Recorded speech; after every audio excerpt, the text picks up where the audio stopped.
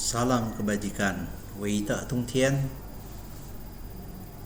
Yang kami hormati rekan-rekan mahasiswa, pada kesempatan kali ini kita akan mempelajari dan memperdalam tentang ajaran Konghucu atau Ru Jiao, agama Konghucu,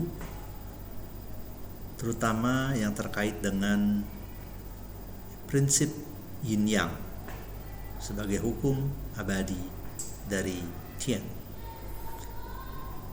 Sebagaimana kita ketahui, teman-teman mahasiswa mungkin pernah melihat simbol dari Yin Yang.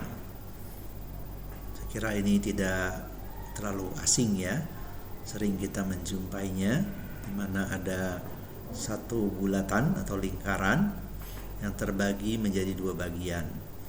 Di bagian satu sisinya berwarna putih, kemudian di bagian yang lain itu berwarna hitam dengan ada garis melengkung ya di bagian tengahnya. Jadi kalau kita analogikan seperti angka 6 dan angka 9. Nah, dari masing-masing bagian itu, di bagian yang putih terdapat satu titik berwarna hitam, dan di bagian yang hitam terdapat satu titik yang berwarna putih. Nah, Yin Yang adalah merupakan unsur atau katakanlah kutub yang memang berbeda ya. Boleh dapat dikatakan positif dan negatif ya. Itu untuk memudahkan kita memahaminya. Jadi sisi Yin ya itu simbol dari negatif, sedangkan Yang simbol dari sisi positif, sebagai contoh demikian. Nah, kalau kita berbicara di alam semesta, kita ambil lebih jauh, misalnya Yang itu dilambangkan dengan matahari, Yin itu dilambangkan dengan bulan.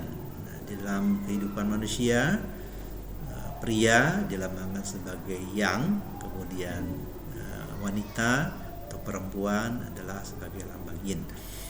Nah, dengan memahami konsep Yin Yang ini, diharapkan bahwa kita sebagai manusia yang juga merupakan bagian dari alam semesta ini dapat hidup dengan harmonis, artinya selaras ya. Di dalam agama Konghucu kita mengenal adanya konsep Sancai atau tiga kekuatan ya, yaitu Tian, kemudian yang kedua adalah Ti, dan ketiga Ren.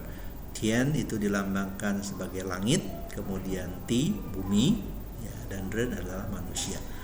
Nah, ketiga kekuatan ini harus saling berhubungan satu sama lain, dalam arti harus menjalin hubungan yang harmoni, selaras seperti itu. Jadi tidak boleh salah satu diantaranya itu terganggu dalam hal ini.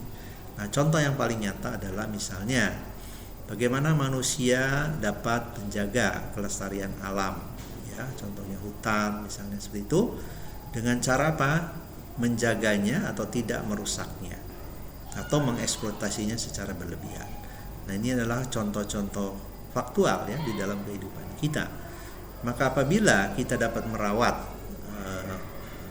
ekosistem kita atau alam sekitar kita, diharapkan akan terjalin hubungan yang harmonis antara manusia dengan alam ya, atau lingkungannya. Nah, dengan demikian manusia juga akan terhindar dari segala bermacam bencana alam misalnya dan sebagainya. Dan kita pun akan mendapatkan manfaat dari alam lingkungan kita sekitarnya. Ya, sebagai contoh misalnya kita bisa mendapatkan sumber-sumber makanan ya, sumber-sumber makanan nabati bahkan hewani, semua ada di dalam hutan tersebut. Oleh karena itu, mari kita jaga dan kita rawat kelestarian alam kita agar hidup kita menjadi tetap harmonis ya. Jadi dengan konsep Sancai yaitu Tian Tiren, hubungan manusia dengan sang Halik, sang penciptanya, dan juga hubungan antara manusia dengan alam sekitarnya, dan juga hubungan antara kita dengan sesama kita. Semua itu harus berjalan di dalam jalan suci atau Tao. Sekian pembelajaran kita pada hari ini. Sampai jumpa lagi pada materi pembelajaran selanjutnya. Terima kasih. 围着中间山在